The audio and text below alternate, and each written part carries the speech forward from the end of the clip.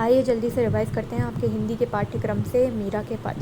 इन पदों के द्वारा मीरा अपने मन की व्याकुलता दर्शाती हैं श्री कृष्ण के दर्शन के लिए।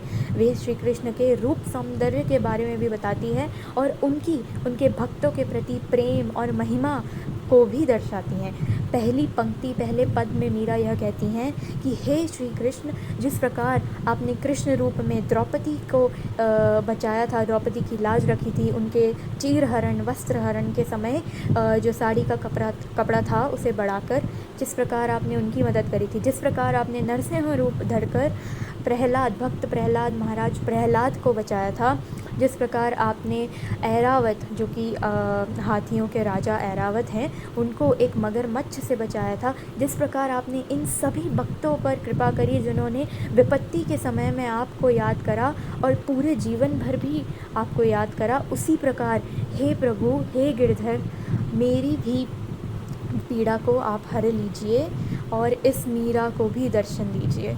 दूसरी पंक्ति में मीरा ये कहती है कि हे प्रभु, आपके दर्शन पाने के लिए, आपके दर्शन की जो जागीर है उसे पाने के लिए मैं आपके महल में चाकरी करने को भी तैयार हूँ।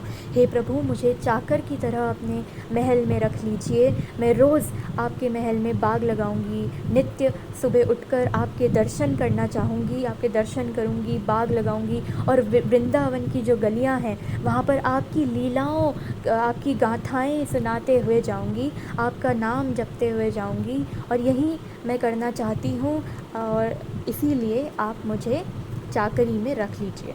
इसके बाद मीरा जी हमें श्री कृष्ण के रूप सौंदर्य का भी एक दर्शन कराती हैं, एक वर्णन करती हैं। वो कहती हैं कि श्री कृष्ण पीले वस्त्र पहनते हैं और मोर मुकुट धारण किया हुआ है उन्होंने। मोर मुकुट पीतांबर सोहे, गल वैजंती माला, गले में उनके वैजंती फूलों की माला है और वृंदावन की गलियों में प्रभु श्री कृष्ण बांसुरी बजाते हुए, अपनी बांसुरी से मुरली बजाते हुए गैया चराते हैं, माधव हैं और सबका मन मोह लेते हैं, इसीलिए उन्हें मोहन भी कहा जाता है।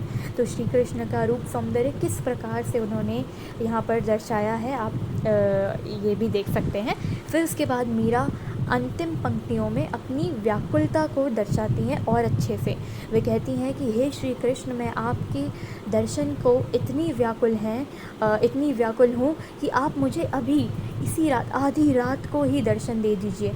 जमुना जी यानी यमुना नदी के तट पर आकर हे प्रभु, आप मुझे दर्शन दे दीजिए। मैं एक कुसुम्बी रंग की साड़ी यानी कि एक लाल टमाटरी लाल रंग की साड़ी पहनकर आपके दर्शन करने आऊँगी और हे प्रभु, मैं इतनी व्याकुल हूँ, मैं इतनी अधीर हूँ, मुझसे और धैर्य नहीं करा जा रहा। आप इस रात में यमुना नदी के तट पर आकर मुझे दर्शन दे दीजिए। तो आप देख सकते हैं कि किस प्रकार मीराबाई श्री कृष्ण की अनन्य भक्त हैं और किस प्रकार उनके दर्शन पाने को इतनी व्याकुल हैं और दर्शन पाने के लिए प्रभु श्री कृष्ण से विनती कर रही हैं और विनती करते करते उन्होंने श्री कृष्ण की महिमा को भी दिखाया है, उनके रूप सौंदर्य को भी बताया है और अपनी व्याकुलता तो दर्शाई है ही।